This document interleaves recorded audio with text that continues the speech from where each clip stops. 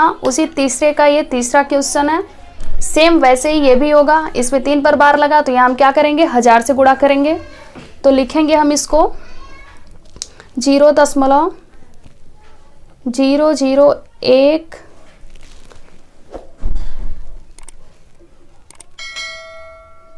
पर क्या है, ये बार है, यानी यही चीज़ रिपीट होता रहेगा। तो 0.001 फिर 0.01 0.01 ऐसे ही ये रिपीट होगा, वही चीज़ें बार बार आएंगी। तो हमको लिखना है यहाँ, माना x बराबर 0.001 पर बार। अब क्या करेंगे, ये हमारा क्या है, समीकरण 1। अब 3 है ना, 3 पर बार लगा तो हम सीधे 1000 का गुणा करेंगे। लिखेंगे दोनों तरफ 1000 से गुणा करने पर, गुणा करने पर। अब यहाँ क्या, x में 1000 का गुणा करेंगे तो क्या हो गया, 1000x बराबर इसमें गुणा करेंगे तो क्या हो जाएगा, यहाँ 1 3, ये 0 इस 1 के पास चला जाएगा। ये जो 1 है ना, दशमलव यहाँ आ जाएगा, 1.001 पर क्या हो जाएगा, बार हो जाएगा। ये हमारा क्या है, दूसरा समीकरण हो गया। अब समीकरण 2 से हम 1 को घटाएंगे। समीकरण 2 में से समीकरण 1 को घटाने पर, समीकरण 2 क्या है, ये है 1000x बराबर 1.001 पर बार, और समीकरण 1 कहाँ है, यहाँ x बराबर 0.00 पर बार। इसको हम घटाएंगे, 1000 से x 1 गया तो कितना बचा, 999। x बराबर, अब इसका हो गया मान 0, और यहाँ 0 से 1 से 0 गया 1, तो हो जाएगा x बराबर 1/999। ये क्या है, आंसर है। लिखा है 0.999 को p/q के रूप में व्यक्त कीजिए। क्या आप अपने उत्तर से आश्चर्यचकित हैं? यानी इस आंसर को, जो ये बार के रूप में दिया हुआ है, इसको हमको क्या करना है, p/q के रूप में लिखना है। अब यहाँ देखिए, हम सेम जैसे इसके पहले तीसरा क्वेश्चन किए हैं, तीसरे का सेम वैसे ही होगा। लिखेंगे माना x बराबर 0.999, ये हमारा क्या हो गया, समीकरण 1। अब क्या करेंगे, हम दोनों तरफ 10 से गुणा करेंगे। लिखेंगे समीकरण 1 में, समीकरण 1 में दोनों तरफ 10 का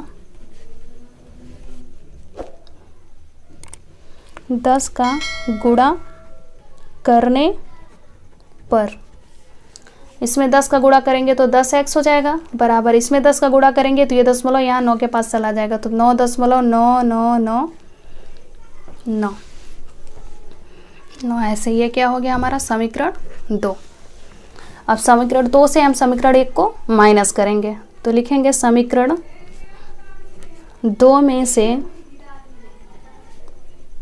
समीकरण 1 को घटाने पर, समीकरण 2 क्या है, 10x बराबर 9.9999, और समीकरण 1 क्या है, x बराबर 0.99999। अब इसको हम घटाएंगे, 10 में से x एक गया तो क्या हुआ, 9x हुआ, बराबर यहाँ 9 से 0 गया, ये पूरा 0 हो गया दशमलव, और ये 0 गया, क्या हुआ, 9 बचा। तो x बराबर हो जाएगा 9/9। अभी हम कट गया तो कितना आया, 1। x का मान क्या आ गया, 1। ये क्या है, हमारा आंसर है। नेक्स्ट हमारा है 5वां, लिखा 1/17 के दशमलव प्रसार में अंकों के पुनरावृत्ति खंड में अंकों की अधिकतम संख्या क्या हो सकती है। अपने उत्तर की जांच करने के लिए विभाजन क्रिया कीजिए। यानी जो 1/17 है, हम क्या करेंगे, 1 में 17 का भाग देंगे। अब यहाँ देखिए करते हैं,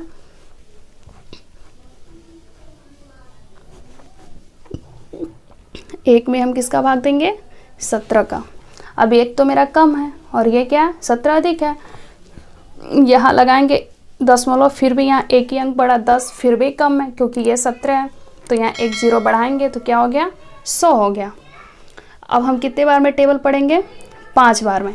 17 पचे 85, 17 पचे 85। अब इसमें हम माइनस करेंगे तो क्या आएगा, यहाँ 15 आएगा। दशमलव तो लगाए हैं, यहाँ हमारा 0 बढ़ गया। कितने बार में जाएगा, 8 बार में। 17 8 100, ये 150 ना, 17 8 136, 17 8 136। तो हम इसमें माइनस करेंगे इसको तो कितना आएगा, यहाँ बचेगा मेरा 14, फिर दशमलव लगाएंगे, यहाँ 0, 140 हो गया। अब कितने बार में जाएगा मेरा, फिर 8 बार में जाएगा। 17 8 136, फिर इसको हम माइनस करेंगे, कितना आएगा मेरा, 40 आएगा।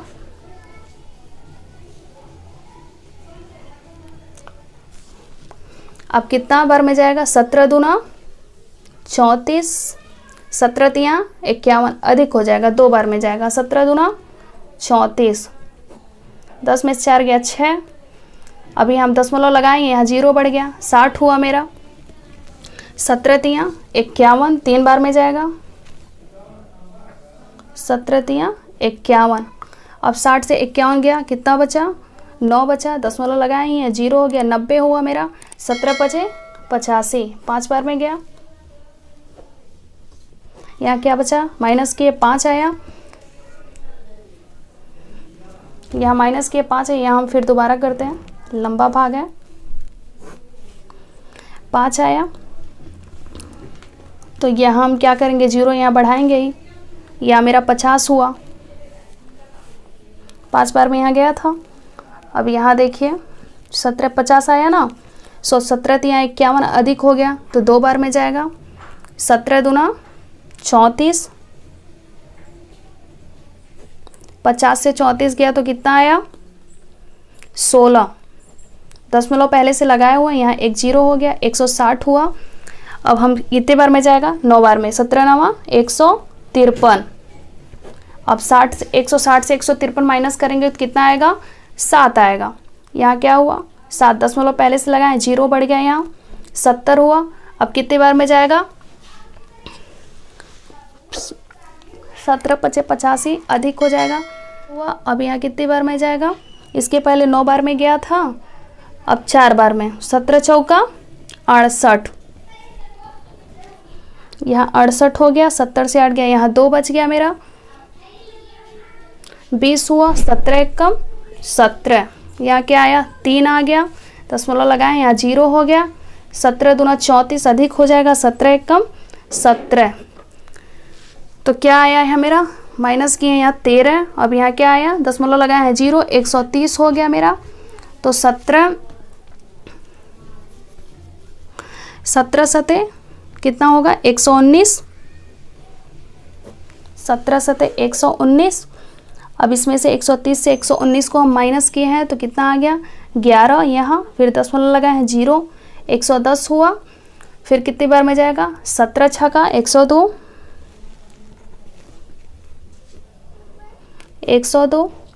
अब यहाँ देखिए कितना बचा मेरा 8 दशमलव पहले से लगा है 0, यहाँ 80 हो गया तो कितने बार में जाएगा 17 चौका 68, 68 हुआ है यहाँ पे। अब 80 से 68 को माइनस किए हैं तो कितना आएगा यहाँ 12। अब यहाँ 0 फिर उतारते हैं तो कितने बार में जाएगा, अब यहाँ 120 हुआ, अब कितने बार में 7 बार में जाएगा 17 सते 119। अब यहाँ देखिए 1, यानी हम यहाँ पे 1 से शुरू 1/17 था, 1 में 17 का भाग दिए हैं तो हमारे इतने सारे अंक आए हैं भाग देने पर, और यहाँ आके 1। अब यहाँ पे जो 1 आया है अगर हम आगे भाग देंगे तो सेम यही अंक फिर से आएंगे। अब यहाँ देखिए पूछा है कि 1/17 के दशमलव प्रसार के अंकों के पुनरावृत्ति खंड में अंकों की अधिकतम संख्या क्या हो सकती है। अपने उत्तर की जांच करने के लिए विभाजन क्रिया कीजिए। अब हम एक बार इसको लिख देते हैं साइड में, क्या आया है 1/17 को यहाँ हम जब भाग दिए हैं 17 में 1 का तो 0.588235294117 अब आगे भाग देंगे तो ये इसको रिपीट करेगा। अब बोला है अधिकतम कितने अंक, अब यहाँ देखिए 1 2 3 4 5 6 7 8 9 10 11 12 13 14 15 16 अंक आए हैं। तो यहाँ हम लिखेंगे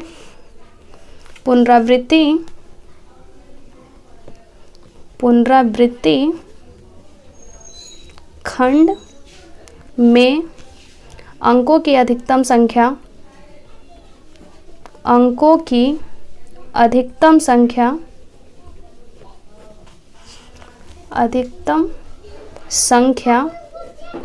16 हो सकती है। नेक्स्ट हमारा है नंबर 6, लिखा है P/Q, Q is equal to not 0 के रूप की परिमेय संख्याओं के अनेक उदाहरण लीजिए जहां P और Q पूर्णांक है, जिनका 1 के अतिरिक्त अन्य कोई उभयनिष्ठ गुणनखंड नहीं है और जिसका शांत दशमलव निरूपित यानी प्रसार है। क्या आप यह अनुमान लगा सकते हैं कि Q को कौन सा गुण अवश्य संतुष्ट करना चाहिए। देखिए अब यहाँ हम लिखते हैं 9/2, 7/4, 12/5, 17/10, 2/5 इत्यादि परिमेय संख्याओं के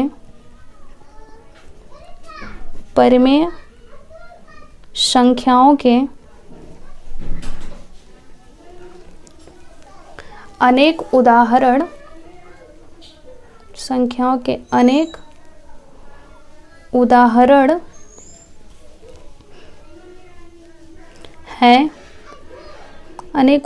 हैं जहां P और Q पूर्णांक है, P और Q पूर्णांक है जिनका 1 के अतिरिक्त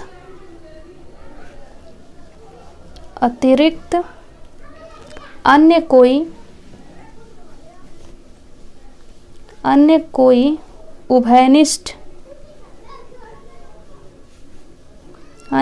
उभयनिष्ठ गुणनखंड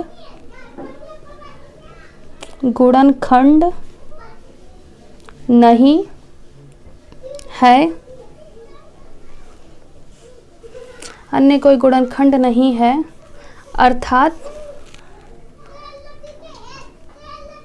अर्थात यह सह अभाज्य संख्याएं हैं और इनका शांत दशमलव प्रसार है। अब यहाँ 9/2 था ना, 9/2। अब यहाँ देखिए 9/2। अब इसको हम भाग देंगे। यहाँ देखिए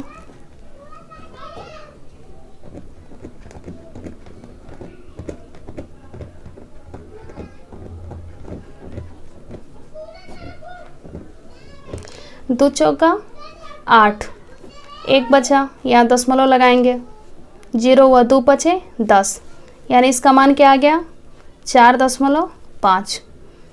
फिर ये क्या है 0, 2 बचे 10, ये कट गया, इसका मान 0 हो गया, तो ये हमारा क्या है शांत दशमलव प्रसार है। ऐसे ही दूसरा क्या है 7/4, 7/4 है ना। अब यहाँ देखिए, यहाँ हम भाग देंगे 7 में 4 का, 4 एक कम 4, यहाँ 3 हुआ, दशमलव लगाएंगे 0, 4 7 28, यहाँ 2 हुआ, दशमलव लगाइए 0 बढ़ा, 4 5 20, इसका भी मान क्या आ गया 0 आ गया। तो ये क्या है, इसका मान क्या आया 1.75। ये भी क्या है शांत दशमलव प्रसार है। उसके बाद क्या 12/5,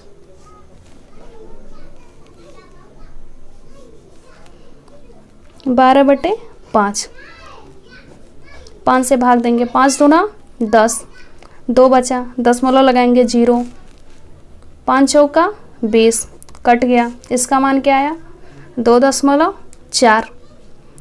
अब ये क्या हुआ, ये भी शांत दशमलव प्रसार है, एकदम 0 आ गया इसका मान। फिर यहाँ इसके बाद क्या है 17/10, फिर यहाँ भाग देंगे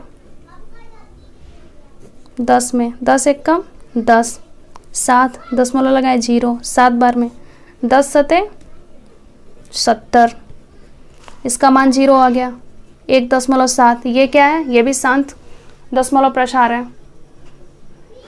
फिर इसके बाद क्या है 2/5, 2/5, यहाँ हम फिर भाग देते हैं,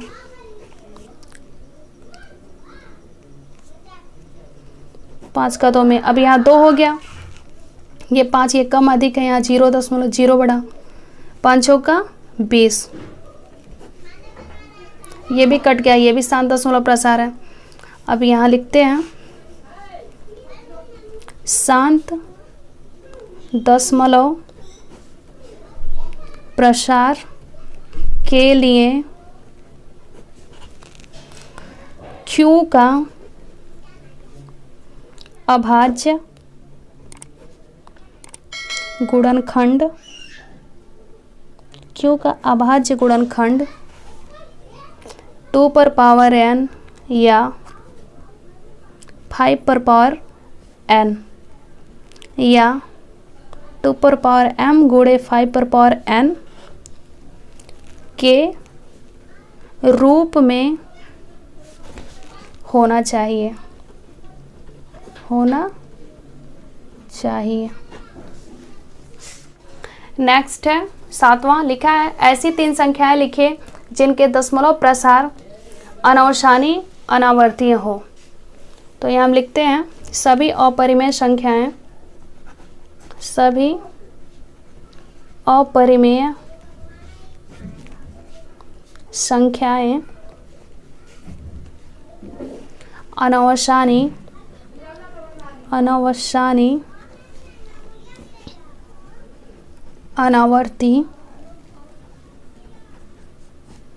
अनावर्तीय दशमलव प्रसार देती है। इसीलिए 3 संख्याएं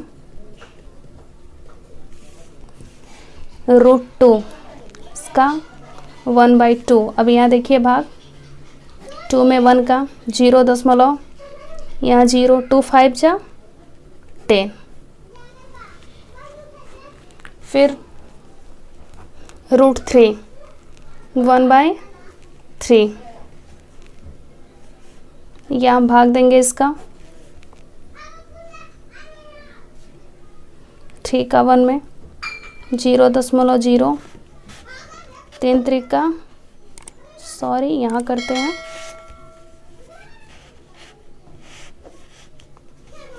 यहाँ पे हम देते हैं भाग 0.0, 0 बड़ा 3 त्रिका 9, 1 आया, फिर दशमलव लगाएं 3 त्रिका 9, 1 आया, फिर 0, 3 त्रिका 9, फिर 1, अब ये रिपीट हो रहा है। उसके बाद नेक्स्ट क्या है, √5, √5 का हम 1/5, अब भाग देते हैं 5 का 1 में 0.0, या 0 बड़ा 5 सुना 10, 0 आ गया। नेक्स्ट है 8वां, लिखा है परिमेय संख्याओं 5/7 और 9/11 के बीच की 3 अलग अलग अपरिमेय संख्याएं ज्ञात कीजिए। यानी 5/11, 5/7 और 9/11 के बीच की 3 अलग अलग हमको क्या अपरिमेय संख्या ज्ञात करना है। तो 5/7,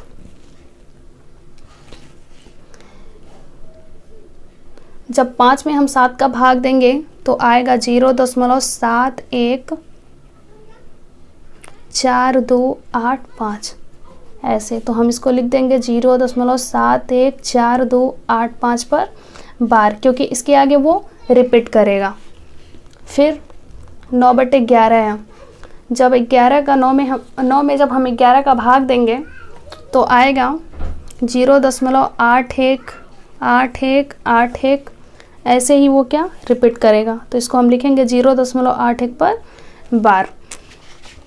अब बोला है कि इन दोनों के बीच का कितना, हमको इन दोनों के बीच का 3 अपरिमेय संख्याएं ज्ञात कीजिए इन दोनों के बीच में। तो क्या है 0.71 है और 0.81 है, यानी इन दोनों के बीच में कितनी अपरिमेय संख्या। वैसे तो आएंगे बहुत सारे, लेकिन हमको कितना ज्ञात करना है, बस 3 ज्ञात करना है। तो इन दोनों के बीच की 3 अपरिमेय संख्या है। पहला है मेरा 0.71651302, ऐसे बहुत सारे निकल जाएंगे, लेकिन हमको निकालना बस 3 है। 0.72850091, फिर तीसरा क्या है 0.7821005003।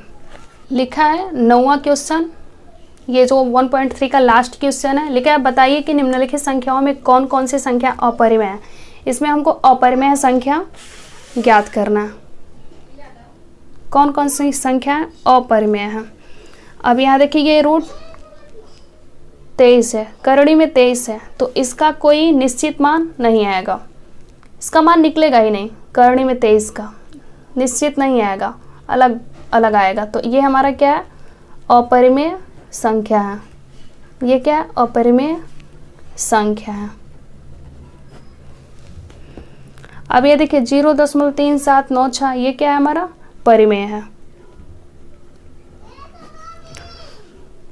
फिर यहाँ करड़ी में 225, ये पूछा है कि ये क्या है। अब इसको हम जब निकालेंगे करड़ी, तो इसका क्या मान आएगा, 15 आएगा, 15 आएगा। और जब 15 आएगा तो ये क्या है, परिमेय है।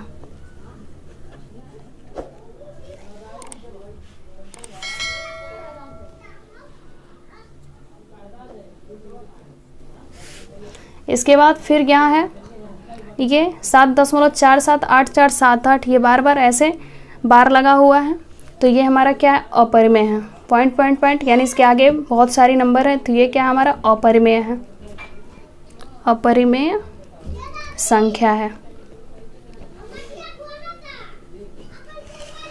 फिर इसको पूछा 1.101001, फिर 1,000,1, फिर 1 के बाद 401 है, फिर 1 के बाद यहाँ 501, फिर 1 के बाद 601, ऐसे ही आगे जाएगा। ये हमारा क्या है, ये भी अपरिमेय है, अपरिमेय संख्या है।